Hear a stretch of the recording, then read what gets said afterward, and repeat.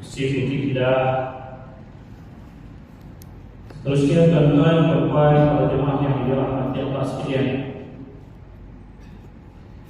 Alhamdulillah, sama-sama kita rapatkan setinggi-tinggi kesyukuran kita kepada Allah Subhanahu wa taala yang telah menurunkan kepada kita kesejahteraan. Mudah-mudahan begitulah sehingga ke waktu ini.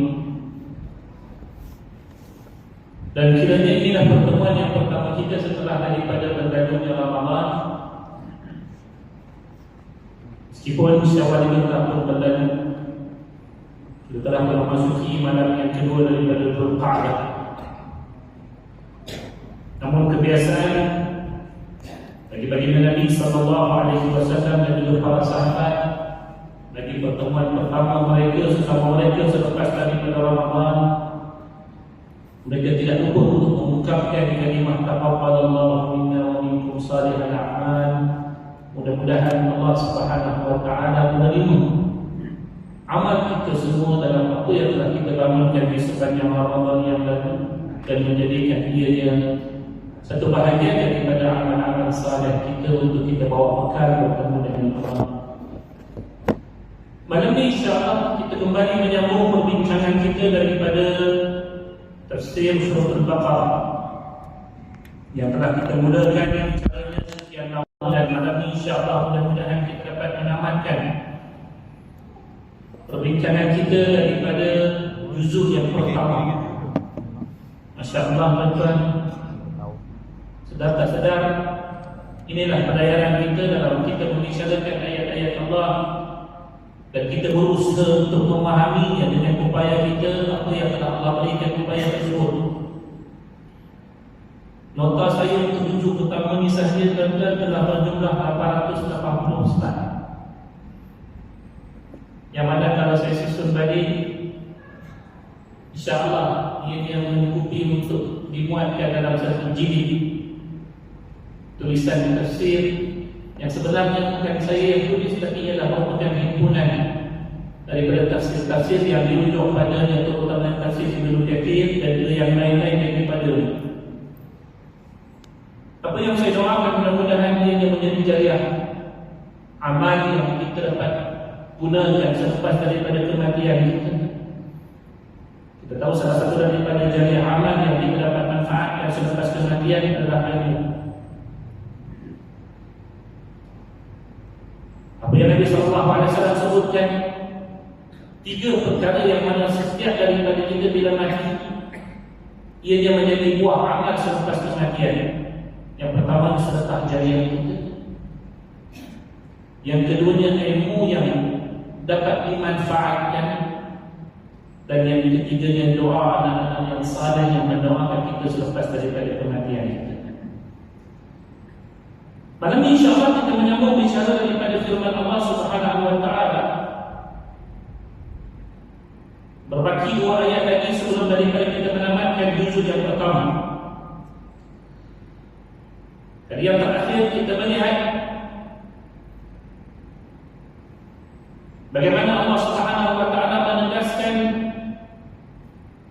apa yang telah Allah acuankan daripada kehidupan orang beriman, itulah merupakan acuan yang terbaik. Ayat sibghatullah wa man ahsanu minallahi sibghah wa nahnu lahu 'abidun. Celupan daripada Allah, adakah ada celupan yang lebih baik daripada celupan Allah? Itulah apa yang telah Allah tetapkan bagi kita untuk kita beriman dengannya. Tidak ada yang lain melainkan apa yang telah Allah tentukan, itu yang terbaik untuk kita. So sambungan di malam ini insya-Allah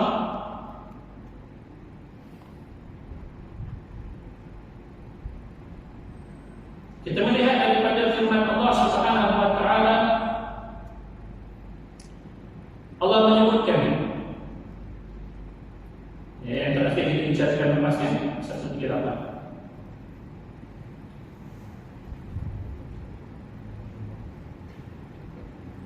Firman Allah Subhanahu wa taala dalam ayat yang ke-139.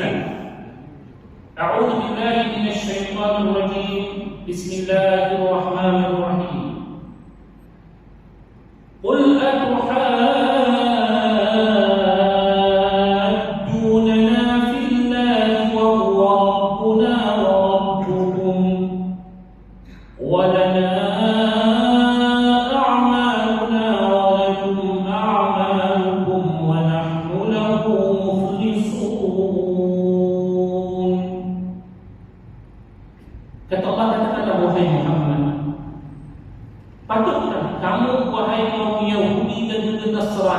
inilah golongan yang dikenali sebagai namanya ahli kitab, dan inilah golongan yang paling banyak dibicarakan oleh Allah dalam surah Al-Baqarah. Kerana surah Al-Baqarah ini antara tema terpenting yang diangkat untuk dibicarakan adalah berkenaan tentang golongan ini. Allah tanya kepada dia, patutkah kamu wahai ahli kitab Yahudi dan Nasrani membuat bantahan terhadap kami mengenai pilihan Allah dan pengurniaannya? Isu apa ni tuan-tuan? Isu Allah pilih Islam itulah agama yang diiktiraf di sisi Allah, bukan yang lain daripadanya. Itulah agama para nabi, itulah agama yang dianuti oleh seluruh umat manusia. Sepatutnya begitu, sebab daripada Nabi yang pertama, Nabi Adam AS, sehinggalah kepada manusia yang terakhir, pilihan agama yang Allah berikan kepada kita tidak ada yang lain melainkan cuma satu, iaitulah mestilah kita menjadi orang Islam. Islam yang dibawakan oleh Allah inilah yang menetapkan bahawasanya tidak ada Tuhan yang berhak disembah selain daripada Allah, dan setiap daripada nabi-nabi yang telah diputuskan oleh Allah, mereka tak benar-benar pesuruh Allah, termasuklah Nabi kita Muhammad SAW. Kenapa kita nak berdengki dengan Islam yang telah dipilih oleh Allah? Bahasanya begitulah yang Allah tujukan untuk golongan Yahudi dan Nasrani. Nanti kita akan tengok lepas daripada ni ayat-ayat yang menunjukkan bagaimana kedengkian mereka sangat-sangat terhadap Islam. Ada dua perkara yang sangat-sangat mereka dengkikan terhadap Islam. Akan lihat apakah benda tersebut lepas daripada.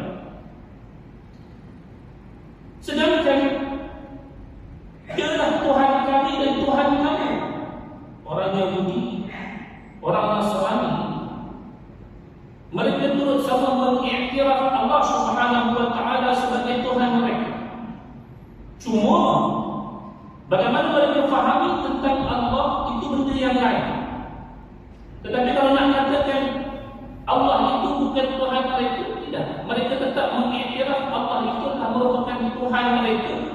Cuma Allah version mereka bagaimana mereka jadikan Tuhan tersebut tidak menjadi esa, sebaliknya mereka menjadikan Tuhan itu diadakan Tuhan bersama-sama dengannya, dan menjadikan yang lain itu dilihat lebih berkuasa berbanding dengan Allah itu sendiri.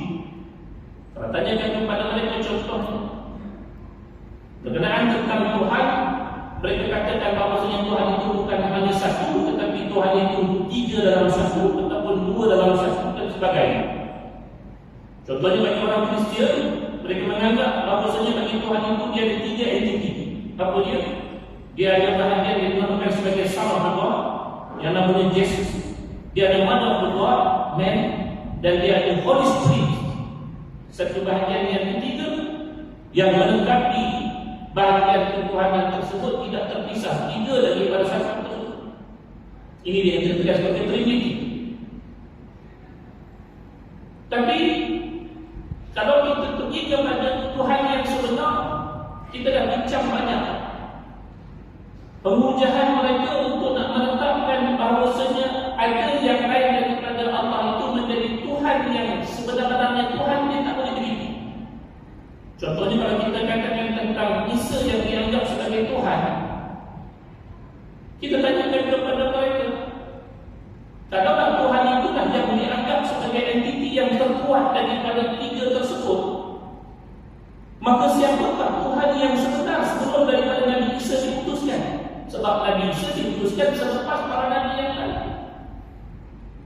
Bahkan dia dikira sebagai terlewat ataupun lebih terbelakang berbanding dengan Nabi-Nabi seperti mana Adam, seperti mana yang disebutkan seperti mana Nabi Yaqub, Nabi Ibrahim dan yang lain. So sebelum daripada wujudnya Nabi Isa, siapakah yang bertindak sebagai Tuhan sebelum daripada itu?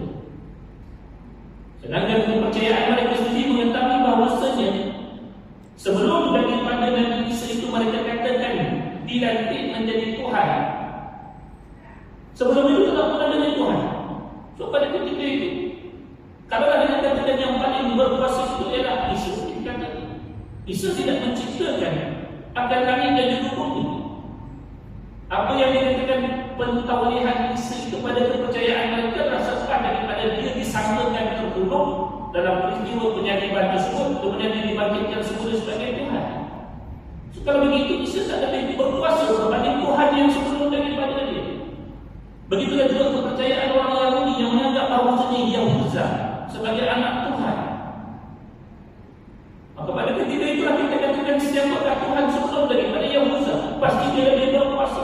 Akhirnya kesimpulan yang hakiki yang terpaksa mereka terima, walaupun dalam bicara mulut mereka menafikannya. Kalau kita tanya siapa Tuhan, mereka akan menganggap bahawasanya Yesus sebagai Tuhan mereka, orang ini kata Yahuza sebagai Tuhan mereka.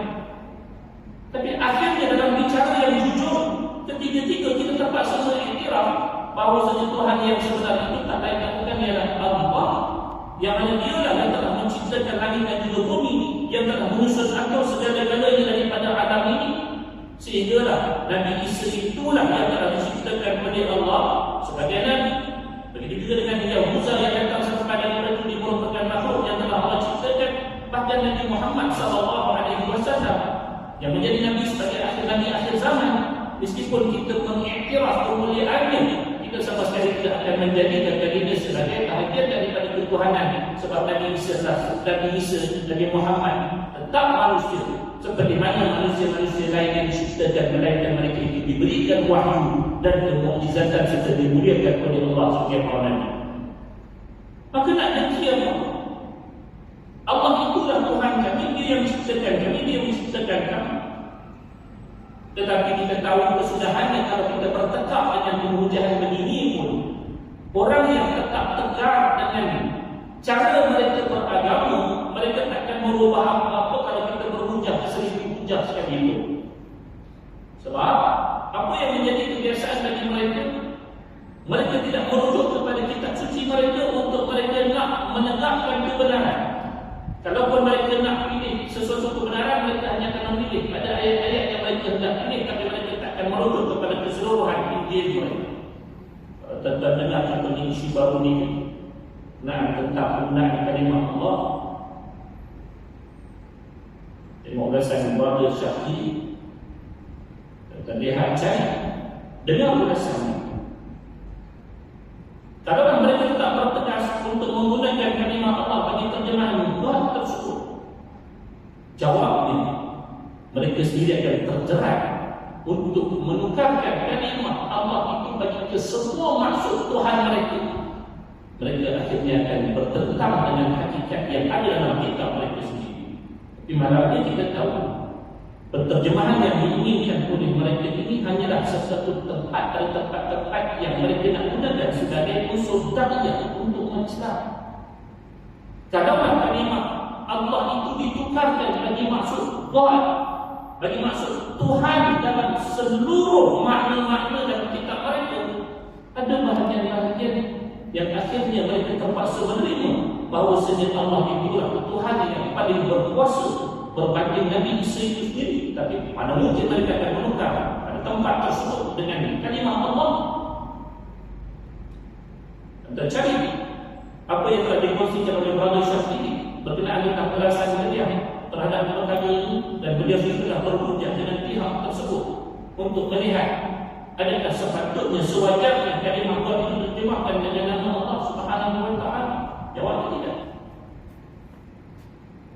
Alhamdulillah, bila sampai kepada pemujaan yang jelas, kita akan melihat bahawasanya orang yang berpegang dengan kepercayaan agama mereka, kita akan terpaksa menerima hakikat mereka tak akan menerima pemujaan yang kita berikan dalam bentuk yang jelas seperti ini. Hatta ayat-ayat yang telah kita bacakan, yang telah memberikan penjelasan terhadap siapakah yang telah benar-benar dipilih oleh Allah untuk menjadi kumpulan yang benar, siapakah yang sebaliknya. Kita akan lihat hasilnya. Satu perkara yang kita akan membagi-bagi adalah bagi kami amalan kami dan bagi kamu amalan kamu. Itu saja. Nampak macam mana? Kecuali mungkin ada sebahagian daripada mereka yang telah pun dipilih oleh Allah untuk diberikan petunjuk seperti mana yang berlaku zaman Nabi. Kita boleh bayangkan Nabi SAW adalah merupakan seorang rasul yang mana lidahnya Allah berikan kepintaran untuk berhujah 1000 kali dengan wahyu dan mukjizat. Itu pun orang-orang ahli kitab zaman Nabi SAW bukan semua masuk Islam. Kita yang hidup zaman kita dengan kekurangan ilmu yang kita ada, dengan kelemahan lidah kita untuk berhujah, pasti lebih susah untuk kita nak menekan ataupun kita nak menambahkan keyakinan bagi diri mereka untuk mempercayai perhujahan kita. Akhirnya kita paksa ini untuk berkata kepada mereka, lana a'maluna wa lakum a'malukum, bagi kita agama kita dan bagi kamu agama kamu, bagi kamu amalan kamu dan bagi kami amalan kami.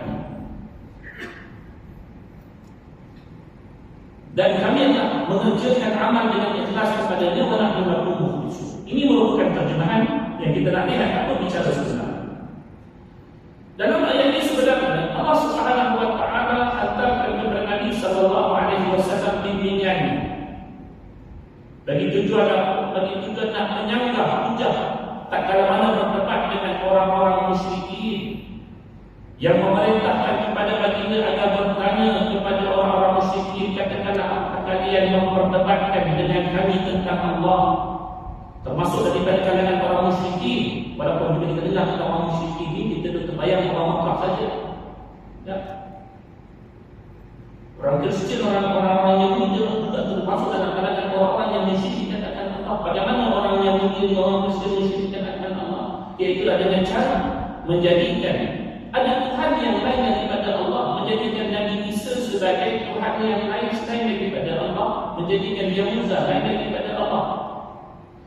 Maka pada ketika inilah Allah Subhanahu wa taala mengajarkan membimbing Nabi bagaimana nak berhujah dengan mereka.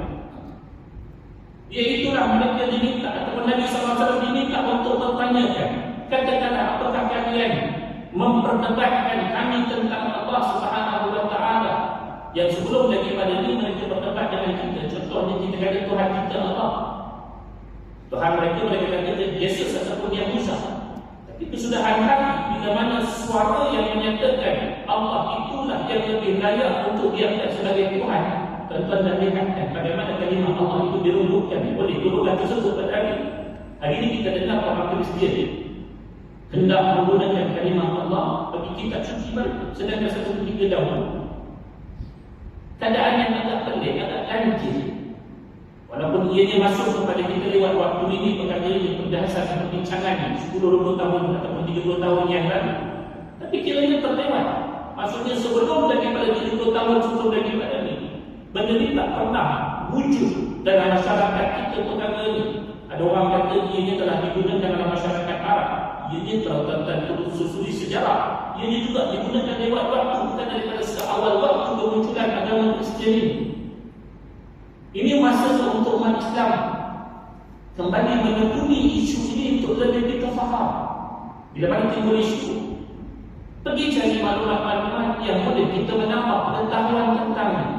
Rujuklah lisan-lisannya, Masya Allah. Kita tahu orang-orang itu berkepakaran dalam sudut penghujahan daripada bab-bab ini. Orang yang mengkaji tentang.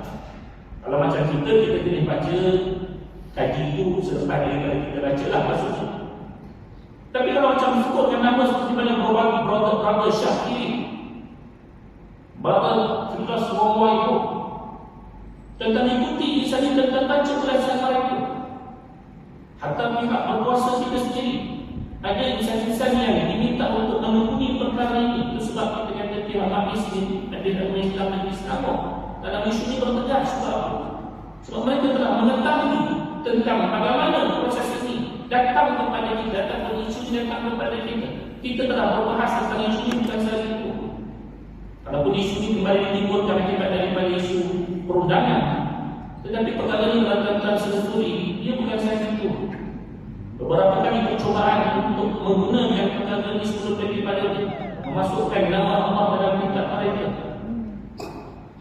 Pelik orang tak gunakan. Mereka tak pernah gunakan, ataupun mereka sendiri tidak mengiktiraf Allah sebagai Tuhan yang sebenar.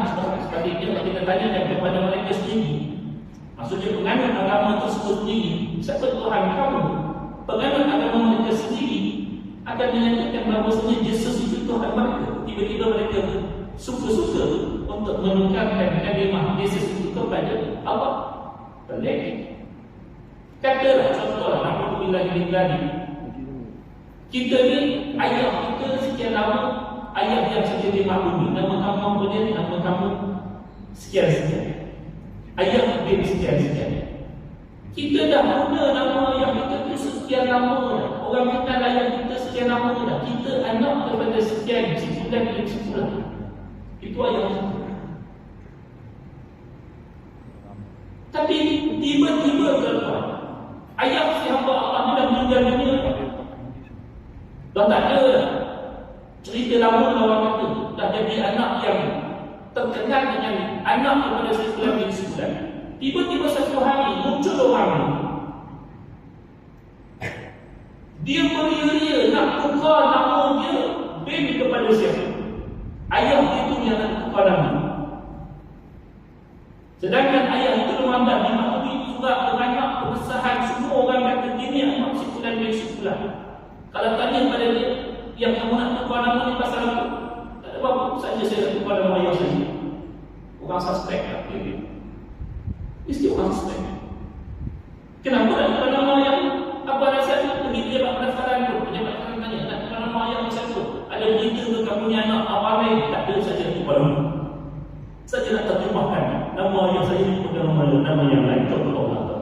Orang suspek dia, orang mesti suspek. Tapi apa yang berlaku lewat waktu ni seorang dia tak ada apa-apa. So, subhanallah. Kita bukan ingin menimbulkan suasana yang kurang baik dalam hati kita untuk kita hidup sesama masyarakat yang berbeza kaum dan juga agama. Tapi sebagai umat Islam, kita faham, kita belajar surah Al-Baqarah ayat 120 yang Allah sebutkan bukan saja bukan Allah menimbulkan kebencian. Bila mana Allah sebut walan tarda 'anka al-yahud wal nasara hatta tattabi'a millatahum, orang Yahudi dan juga orang Nasrani tak akan rata dengan kamu sampai nak kamu mengikuti ayat mereka. Kita nak marah Allah provokasi kita untuk menimbulkan suasana tak tenang bersama kita. Kita nak marah Al-Quran. Tuan-tuan boleh marah saja. Tapi tuan-tuan boleh marah ayat-ayat seperti itu yang Allah sendiri datangkan sebagai peringatan kepada kita.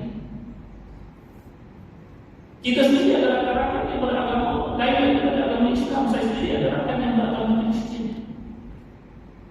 Sejujurnya saya adalah rakan yang rapat dengan saya daripada agama Kristian dan saya tidak pernah ada masalah hubungan dengan dia. Tapi dalam konteks itu, bila mana kita berbicara, saya berbicara di rumah Allah bersama masyarakat Muslim.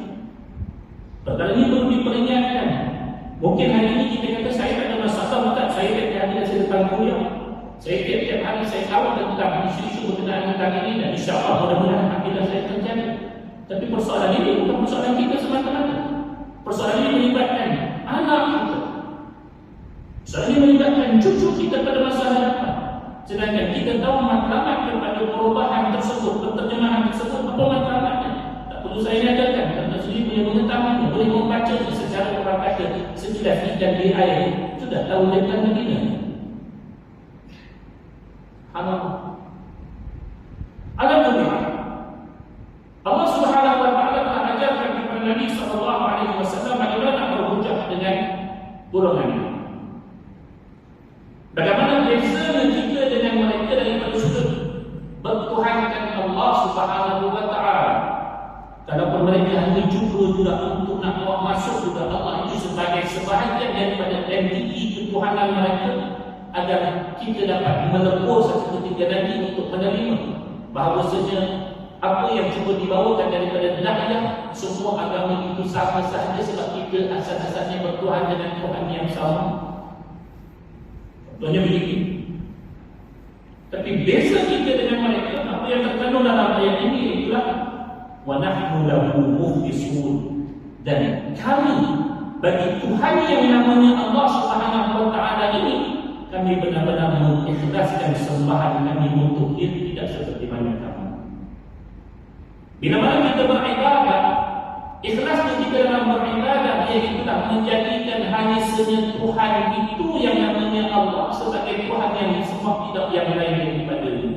Kalau ada pihak yang lain cuba untuk menjadikan Tuhan namanya Allah ini sebagai sebahagian daripada mereka, tolak kata lepas daripada ini, mereka akan menawarkan Tuhan kami juga Allah, cuma Allah itu satu bahagian daripada tiga bahagian yang kami miliki. Maka apa yang membezakan kita daripada mereka kalaupun ada yang lain yang cuba untuk mengangkat Allah itu sebagai Tuhan mereka juga.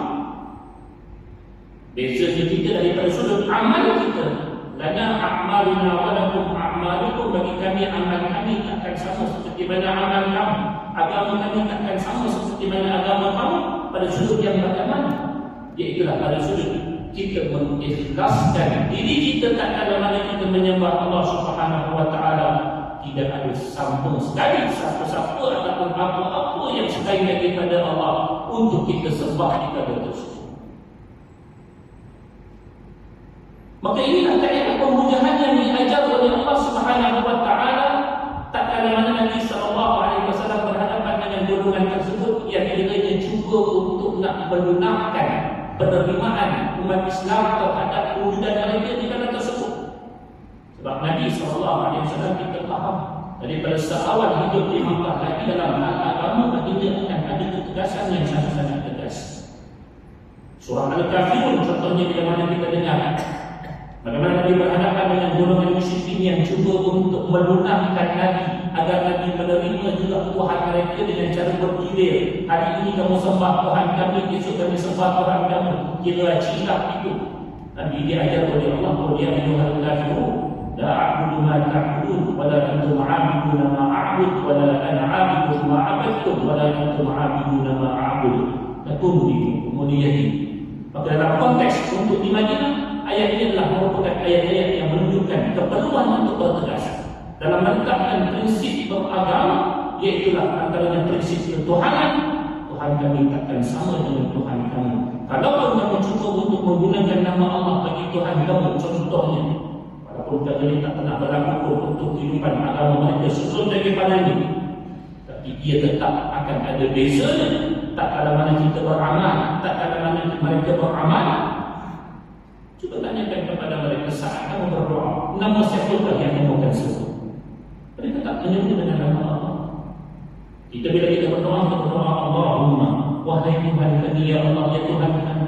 Mereka tidak menyebut nama Allah. Mereka menyebut nama yang lain daripada nama Allah. Sebagaimana yang dikatakan, agama kita boleh sama dengan mereka. Daripada seawal prinsip yang pertama ialah prinsip bertuhan itu sudah berbeza. Bagaimana cabang-cabang yang datang sempat daripada ini boleh dikatakan sama. Maka kaedah pemujahan yang begini juga digunakan dalam bentuk ayat yang lain. Kalau kita lihat dalam juzuk yang ke-11 surah Yunus ayat yang ke-11, setelah habis pemujahan-pemujahan yang diberikan, Allah menyatakan, "Wa in kadzabuka faqul li 'amali wa lakum 'amalukum antum bari'una mimma a'malu wa ana bari'un mimma ta'malun." Ini bentuk pemujahan yang bagaimana kita berhadapan dengan golongan-golongan yang istilahnya ini kembali marah. Jadi kita cakap macam mana pun pemujahan, dia pun situ juga dia tak mau terima. Pemujahan yang terang, seterang, berkali di siang hari pun, kalau jenis tak mau terima ni tuan-tuan yang kata jenis penat tegak je, akan sampai satu saat kita kena buat decision kita. Kita kena buat ketetapan kita bahawasanya inilah pemisah antara kami dan dunia. Walaupun kita tahu dalam konteks dakwah apa yang terada daripada bicara kita lihat dalam surah Al-Imran, Allah menyatakan, "Qul ya ahlal kitab ta'alu ila kalimatin sawa'in bainana wa bainakum." Kita cuba untuk merapatkan apa yang dikatakan asas-asas yang mungkin dapat mendekatkan mereka ke arah mengenali Islam. Wahai ahli kitab, katakanlah wahai ahli kitab, marilah kita kepada kalimah yang sama di antara kami dengan kamu. Tapi bila sebutkan kita cuba untuk merapatkan pemahaman kita agar mereka dapat menerima Islam, bukan berarti kita melebur dengan kepercayaan mereka. Tak, sebab ayat tersebut mesti dibaca sampai habis. Apa benda yang sama? Benda yang sama iaitulah Allah sebutkan kemudian ayat kita ta'ala ila kalimatin sawa'in bainana wa bainakum alla na'budu illallah. Kita mesti kena sedia untuk sembah Allah, jangan sembah yang lain daripada. wala yusyriku bihi syai'a, dan kami takkan syirikkan dia sama sekali. Kalau mereka boleh terima ni, baru kita boleh faham benda yang lain. Tapi kalau mereka tak boleh terima, jangan kita kata tak apalah, asalkan kita tak berbeza, asalkan kita tidak bergayung dalam bahasanya begini, kita boleh hidup aman damai tanpa dilihat sebarang perselisihan, maka kita boleh terima lah semua sekali. Tuan dan puan, benda-benda yang lain daripada agama kita boleh terima. Nak beza baju, awak pakai necktie, saya pakai baju Melayu, awak pakai topi, saya pakai tanjak, awak buat itu daripada pakaian, saya buat begini, tetap terpulang. Tapi kalau menuntut menerima sampai mereka mengiktiraf, maka itu bukan satu perkara yang dibenarkan oleh Islam. Bahkan kita diajar oleh Allah Subhanahu wa taala kalau sampai mereka mendustakan akan apa yang kita datangkan daripada Islam, yang kita faham setiap daripada kita diberikan kebebasan untuk berpegang dengan apa-apa kepercayaan. Tetapi kalau nak memaksa kita untuk mengiktiraf apa yang mereka pegang itu sebagai satu kebenaran yang cuma dibawa ke dalam bentuk hari ini yang dinamakan sebagai ajaran pluralisme. Pluralisme yang plural, menyamaratakan semua agama, peran-perannya kita semuanya berasal daripada satu Tuhan yang kemudiannya berpisah disebabkan oleh kefahaman yang berbeza terhadap konsep ketuhanan, maka ia bukan seperti itu. Daripada awal lagi itu sudah berbeza. Kamu tidak menganggap Tuhan kamu sebagai Tuhan yang esa, sedangkan kami satu-satunya agama di dunia yang menganggap bahawasanya Tuhan itu merupakan Tuhan yang esa. Yang lain tidak. Tadilah mana-mana agama di dunia, mana yang menganggap bahawasanya Tuhan itu adalah Tuhan yang esa. Ada yang cuba juga dalam konteks kefahaman luar negara. Kalau tuan-tuan membaca berkenaan tentang perbandingan agama yang punya sisi bahan, mereka memasukkan tiga agama ini sebagai agama monoteisme. Monoteisme ini dia Tuhan yang satu, sebab mereka menyatakan bahawa bagi agama-agama yang menganggap three-in-one, two-in-one itu juga satu. Sedangkan konsep monoteisme yang sebenar, kita katakan Tuhan itu sebagai Tuhan yang satu, Tuhan yang esa. Yang berpegang dengan konsep ini adalah Islam. Manakala yang lain, kalau pergi kepada kefahaman yang sebenar, dia akan jadi. Tuan-tuan, kalau tuan-tuan katakan kopi 3-in-1 itu sebagai satu, tapi orang tak akan boleh terima bahawa sebenarnya Tuhan itu adalah kopi. Dia tetap terdiri dari tiga unsur. Dia ada kopi, dia ada susu, dia ada minyak. Tiga. Dia tak akan kata ini kopi semasa-masa kopi. Orang kata itu kopi susu, dia kata itu kopi. Dia tak kata itu kopi semata-mata kopi, dia kata itu kopi susu. 3-in-1. Kalau 2-in-1, kopi dengan gula, kita kata itu kopi gula. Sebab ada kopi yang semata-mata kopi, kopi yang tak bergula. So bagaimana kalau kita kata dalam konsep ketuhanan nak dipaksakan benda yang sifirnya sama begitu, tiba-tiba nak dipilih cuma satu. Lalu, bila mana kita diajar untuk menyebutkan sebegini, apa fokusnya, apa tujuannya? Supaya akhirnya yang berhasil daripada akidah yang benar itu cuma satu, iaitulah kepada Allah sahajalah kita akan hidup mengabdikan diri dan mengikhlaskan diri kita dalam ibadah. Selanjutnya, ayat yang berikutnya, Allah menyatakan, Am taquluna inna Ibrahim wa Ismail wa Ishaq wa Yaqub wal asbaq kanu hudan aw nasara qul a'antum a'lamu amillah wa man adlamu mimman katama shahadatan 'indahu min Allah wallahu bighafilin 'amma ta'malun.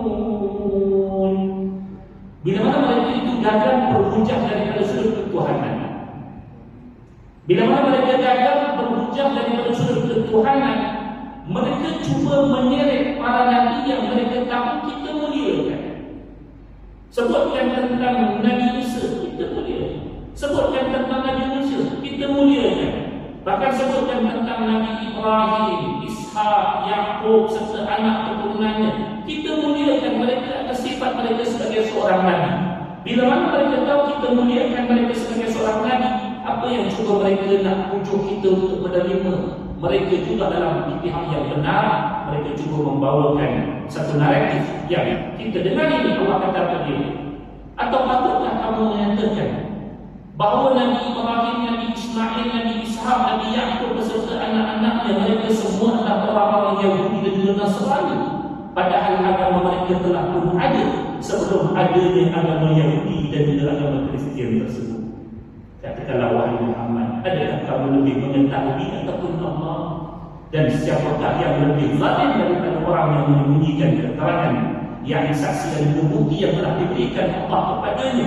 Dan ingatlah, Allah tidak sesekali lalaikan apa yang telah kamu lakukan.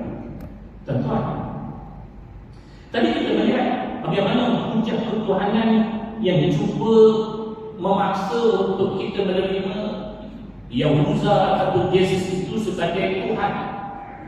Kita jawab antara bukti ataupun pembujahan kita kata, kalaulah Yesus ataupun Yahuza itu sebagai Tuhan, siapa Tuhan sebelum daripada kehadiran Nabi Isa dan juga Yahuza yang telah menciptakan langit dan juga bumi? Adakah Yesus menciptakan langit dan juga bumi? Jawab tidak. Sebab Yesus pun datang selepas daripada bumi dan juga langit diciptakan. Adakah Yahuza yang menciptakan langit dan juga bumi? Yahuza juga tidak menciptakan langit dan juga bumi. Maka pasti ada Tuhan sebelum daripada Yahuza.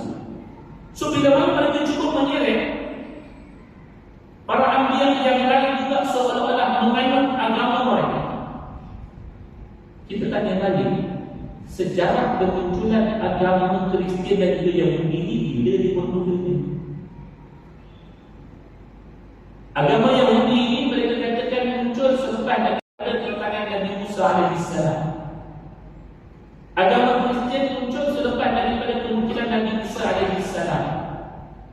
Sedangkan bila mana kamu datangkan dakwaan kata Nabi Ibrahim, Nabi Ismail, Nabi Ishaq dan juga keturunannya itu adalah daripada agama tiap-tiap daripada kamu, bagaimana mungkin begitu? Sedangkan ketika mana Nabi Allah Ibrahim wujud, Nabi Isa tak lahir lagi, Nabi Musa tak lahir lagi.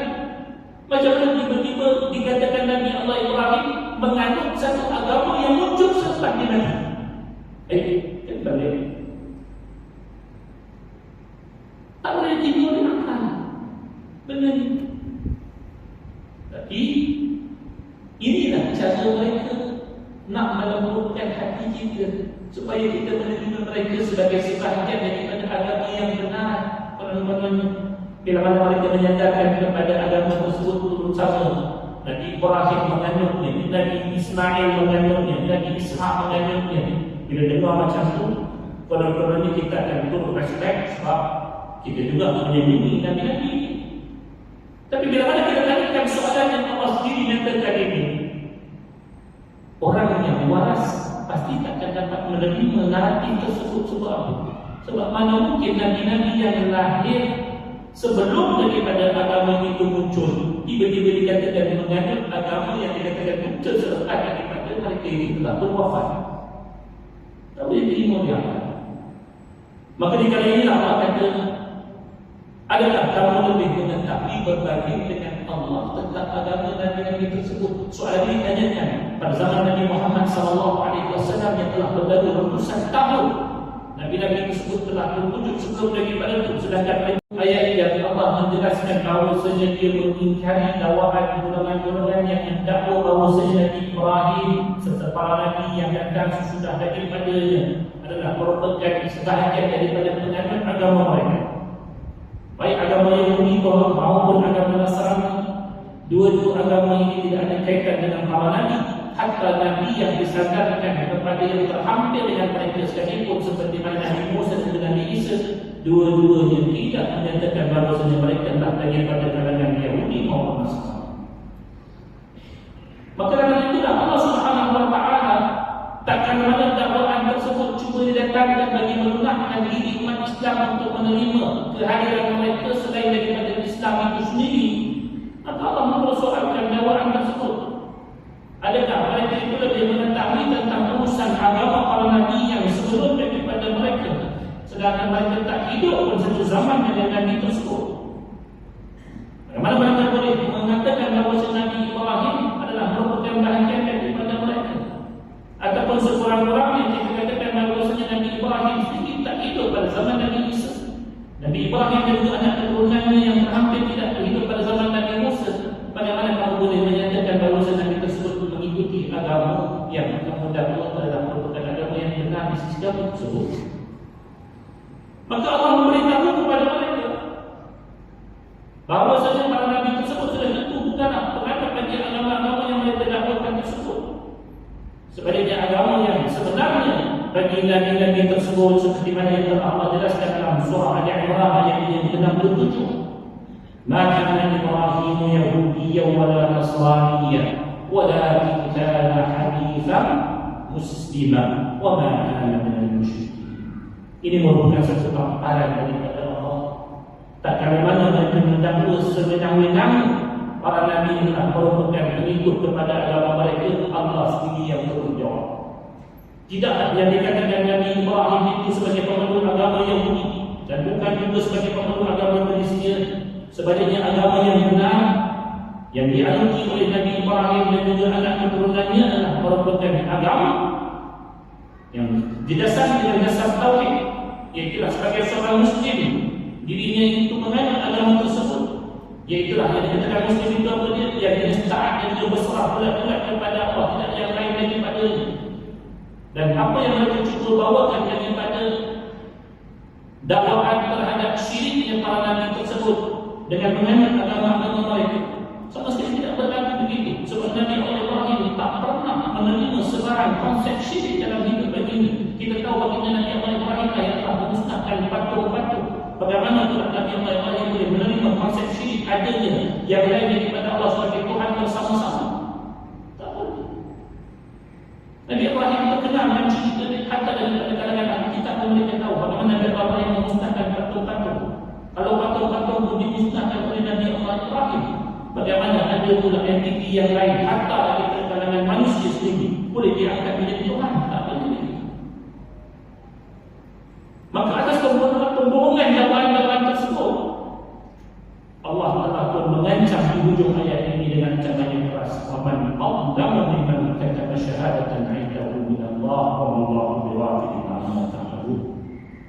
Ini merupakan ancaman di hujung ayat tersebut. Kata siapa yang lebih zalim daripada orang yang menyembunyikan kebenaran bahawa para nabi tak pernah menganut agama tersebut, iaitu Yahudi dan Nasrani. Dan bila Allah kata wallahu bighafilin 'amma ta'malun, Allah tak pernah lalai mereka daripada apa yang kamu kerjakan. Ia ibarat bahasa mak kita bila mana dibahasakan kepada kita, jangan ingat mak tak nampak. Kita kalau mak kata jangan ingat mak tak nampak, kita tahu apa ni mak sebab memang kena bertahan lagi. Cara ketiga dahulu dah bahasa sendiri. Sedangkan mak kita ni tak ada mana sangat yang nampak. Kita tahu itu keterbatasan. Tapi bila mana kata Allah tak pernah lalai mereka daripada apa yang mereka kerjakan, daripada mensyirikkan Allah, pasti akan tiba pembalasan sesuatu nanti. Dalam ayat ini Allah memberikan penjelasan kepada kita ataupun pengetahuan kepada kita sebenarnya ilmu Allah itu meliputi segala sesuatu. Atas apa yang kita kerjakan, pasti Allah mengetahuinya, dan bila mana Allah tahu, dia pasti akan membalas perbuatan tersebut. Sampai ke sinilah ayat ini menjadi penutup bagi bicara surah ataupun bicara juzuk yang pertama. Allah kata tilka ummatun qad khalat laha ma kasabat wa lakum ma kasabtum wa la tus'aluna 'amma kanu ya'malun. Kata Allah, mereka itu adalah merupakan satu umat yang telah berlalu sejarah. Satu kali, iaitulah para nabi yang telah diceritakan tersebut. Nabi Ibrahim, Nabi Ismail, Nabi Ishaq. Cerita-cerita mereka itu adalah daripada kalangan umat yang terdahulu sejarahnya. Bagi mereka balasan apa yang telah mereka usahakan, dan bagi kamu pula balasan apa yang kamu usahakan. Tak sama amalan para nabi dulu, apa yang mereka yakini, apa yang mereka imani. Sedangkan apa yang kamu perbuat, apa yang kamu yakini, kamu akan menerima pembalasan. Wala tus'aluna 'amma kanu ya'malun, dan kamu tidak akan ditanya ataupun dipertanggungjawabkan tentang apa yang mereka lakukan. Cerita yang Allah Allah nak khabarkan bahawa para nabi yang disebutkan oleh mereka itu sebenarnya telah pun berlalu daripada umat terdahulu, tak ada kaitan dengan mereka. Jangan duduk cerita benda yang tak ada kaitan dengan kamu. Cuba-cuba nak kaitkan benda yang tak ada kaitan pun. Biasalah, contohnya bila mana ada pencuri tertangkap, ataupun orang jahat tertangkap, dia pasti akan tarik orang lain untuk nak menyelamatkan diri dia. Dia nak ledek orang lain. Seorang mana ditangkap buat salah, dia kata orang lain yang salah buat. Itu benda yang biasa orang nak berlepas diri.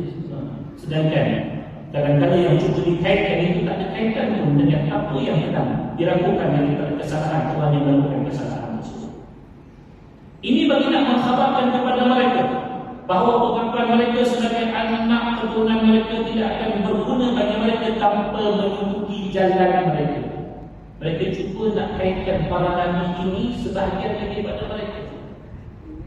Sedangkan kata Allah, amal para nabi itu amal mereka, amal kamu, amal kamu.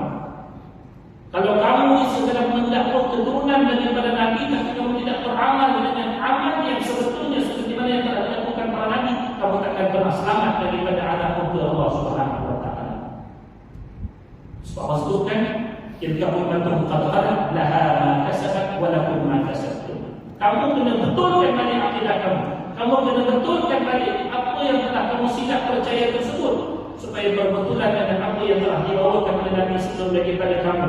Kamu tidak boleh sekadar mendakwa kami ini adalah merupakan orang yang datang daripada keturunan para nabi, mengharapkan kemuliaan darah atau semata-mata untuk menyelamatkan kamu daripada anak siksa Allah. Takkan berlaku sedemikian. Segala perkara dunia boleh selamat, melainkan mereka benar-benar mentaati kembali perintah-perintah Allah sebagaimana yang telah diputuskan menerusi para anbiya yang lalu, yang telah ditugaskan untuk menyampaikan kabar yang benar, peringatan kepada mereka. Ini kerana barang siapa yang kufur terhadap salah seorang nabi yang telah membawakan ajaran yang benar tersebut, termasuk Nabi Muhammad SAW, berarti dia telah kufur terhadap seluruh para rasul. Kamu dakwakan ke Nabi Ibrahim itu merupakan sebahagian daripada kamu, tapi kamu menolak Nabi Muhammad SAW sebagai Nabi yang diutuskan akhir zaman.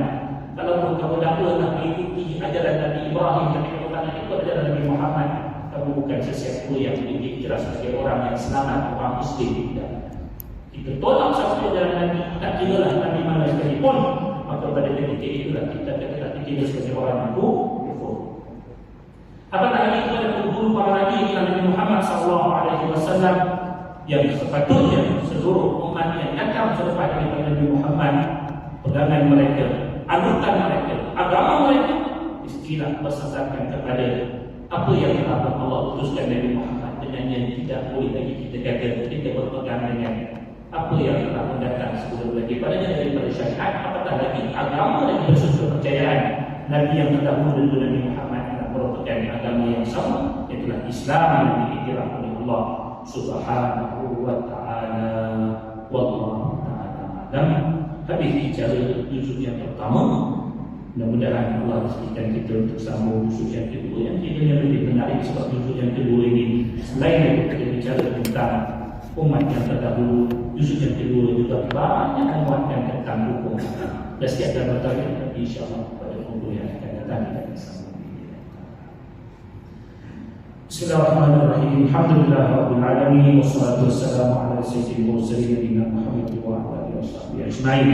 Allahumma fa'alna 'alamtana wa 'allimna ma yanfa'una. Allahumma zidna 'ilma wa zidna fahma. Allahumma rabbana atina fid dunya hasanah wa fil akhirati hasanah wa qina 'adzaban nar. Sallallahu alaihi wa sallam. Alhamdulillah.